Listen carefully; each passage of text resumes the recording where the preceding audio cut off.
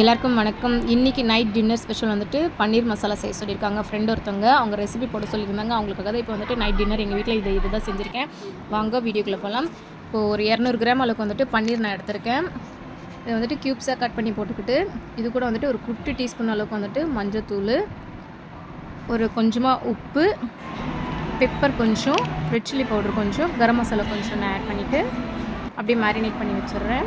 சும்மா கலந்து விட்டுட்டா போதும், தண்ணி கிண்ணி எதுவுமே சேர்க்கக்கூடாது. அப்படியே சும்மா மேரினேட் பண்ணி வச்சுட்டு இப்போ ஸ்டவ்வில் வந்துட்டு கடாயை வச்சுட்டு எண்ணெய் ஊற்றிட்டு பட்டை, லவங்கம், ஏலக்காய், 2 வெங்காயம் நான் ஆட் பண்ணிக்கிறேன்.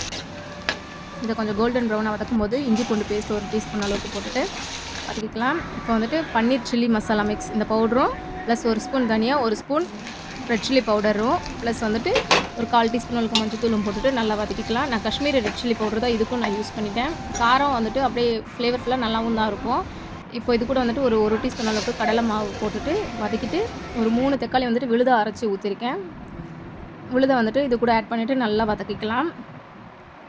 கொஞ்சம் எண்ணெய் தெளிஞ்சு வரும்போது வந்துட்டு ஒரு 1/2 டீஸ்பூன் அளவுக்கு வந்துட்டு தயிர் மிக்ஸ் பண்ணிக்கிறேன். நான் தயிரை போட்டுட்டு கொஞ்சமாக வதக்கிக்கலாம். நல்லா வதக்கி கலக்கி விட்டுட்டு தயிரோட இது திரியாக எல்லாமே ஈவனாக கலந்து விட்டுட்டு ஒரு டீஸ்பூன் அளவுக்கு கரம் மசாலா வந்துட்டு நான் ஆட் பண்ணிக்கிறேன். தேவையான அளவுக்கு தண்ணி விட்டுக்கலாம். கிரேவி வந்துட்டு தண்ணியாக வேணுன்றவங்க தண்ணியாக யூஸ் பண்ணிக்கலாம், இல்லையா கொஞ்சம் திக்காக வேணுன்றவங்க கொஞ்சமாக தண்ணி விட்டுக்கலாம். இப்போ வந்துட்டு தவாவில் வந்துட்டு ஒரு சின்ன கொள்ளிக்கரண்டி அளவுக்கு வந்துட்டு நெய் எடுத்துக்கிறேன். நான் எங்கள் வீட்டில் வந்துட்டு நெய் வந்துட்டு கொஞ்சம் பிரியர்ஸ் ஜாஸ்தி, அதனால் வந்துட்டு ஒரு கொள்ளிக்கரண்டி அளவுக்கு காய்ச்சின நெய் எடுத்துக்கிட்டு பன்னீர் எல்லாத்தையும் வந்துட்டு ஷாலோ ஃப்ரை பண்ணுறேன்.